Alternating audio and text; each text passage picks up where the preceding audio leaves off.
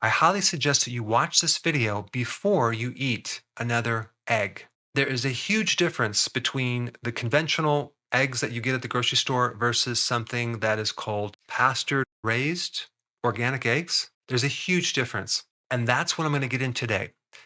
Unfortunately, even the expiration date is not regulated. So, in other words, companies can just omit that little date on the box. And it's not unlikely that these eggs could sit on the shelf for 60 days. That's 2 months before you end up buying them. But one of the things that really shocked me when I did a deep dive into this topic is the feeds that they feed the chickens, the animal feeds. Okay, what are in these animal feeds? Yes, they have GMO corn and soy.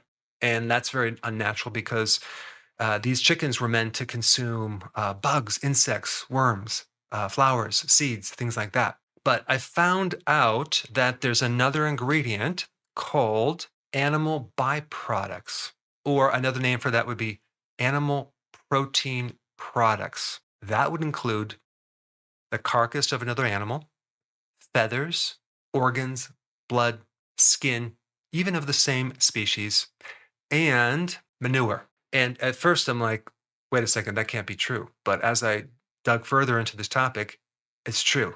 These animals are fed shit. Now, of course, you also get an option on the label sometimes. They're fed vegetarian feeds, right? Well, I want to bring up a point about vegetarian feeds, and that would be corn and soy, no animal products, okay? But I also want to point out that it's very unnatural for a chicken just to consume grains without bugs, worms, things like that, which, by the way, are not vegan. And chickens are actually omnivores. So that leads me to the next topic about eggs relating to the color of the egg yolk.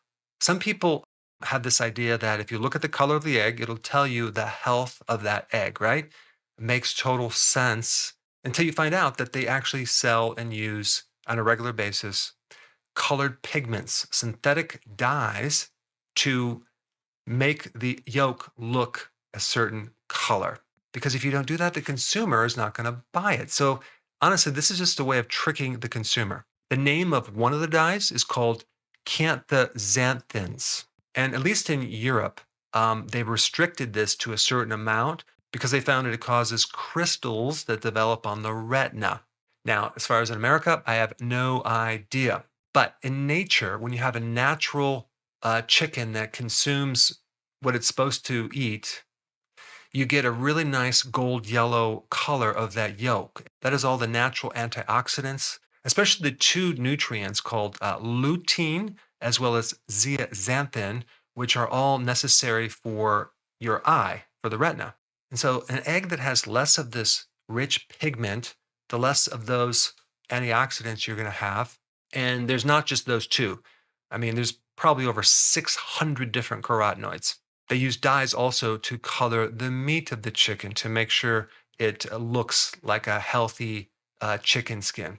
I mean, it's just crazy what's happening. I mean, even if you go to the grocery store and you buy a chicken breast, right? Just look on the back of the label. You'll see that in some cases they add flavoring. I'm not kidding.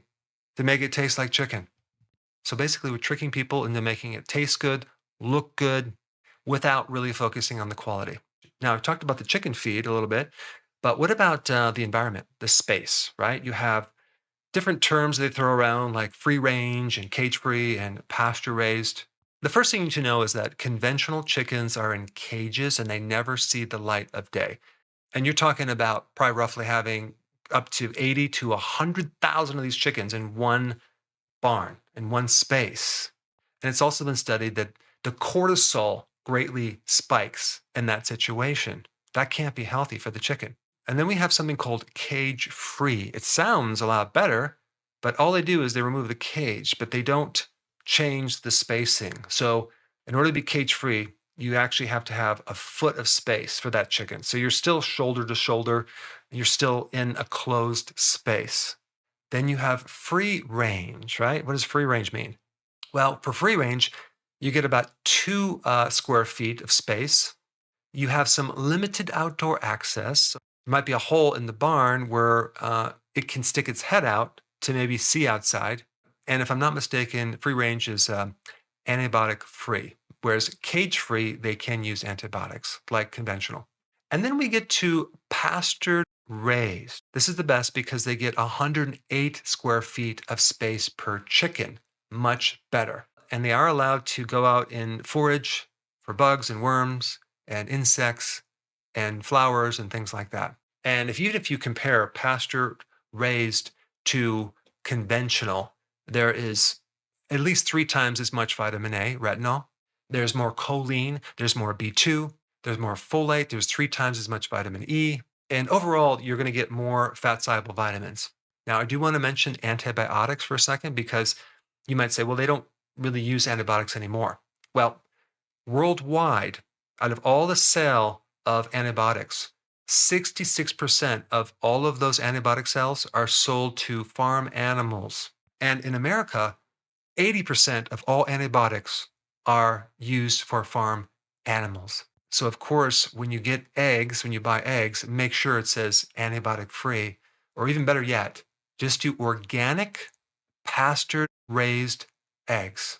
That way, you include a better environment for that chicken as well as a better source of feed because organic has to come without those pesticides, insecticides, herbicides, non GMO, which is good, but they also have no hormones, no antibiotics, no arsenic, and no poultry slaughter byproducts. So, in other words, those animal byproducts that include the waste are not in organic. Now, you might say, well, they're more expensive. Yeah, they're a few more dollars. Well, guess what? It's worth it. And even the reason why they use antibiotics, they use it as a growth hormone. That's what they're using to grow them in a very fast rate. Now, I was driving down the freeway a while ago, maybe 3 weeks ago, and I got behind a huge tractor trailer filled with chickens in cages. And I had to really make sure that I kept my eyes on the road because I was looking at these chickens, just terrible, terrible, terrible situation because these chickens did not look healthy at all. And they were in complete terror. One last thing about these chicken eggs. Sometimes you'll see omega-3 enriched, okay? And that is a marketing gimmick. You don't really know the source of omega-3 that they're enriching these chickens with. Personally, I think you'd be better off just focusing on the pastured raised organic chicken eggs. Or better yet, if you have the space for them and you can put chickens in your backyard, I would highly recommend to do that. When people come over to my house and they stay over and I feed them the eggs, wow, it's incredible. They're like, wow, these are so satisfying. They're so delicious. They're amazing. So I highly recommend you think about maybe getting your own chickens. So now that you know a bit more on differentiating the type of egg that you really need, let's talk about some other benefits of the egg from this video right here.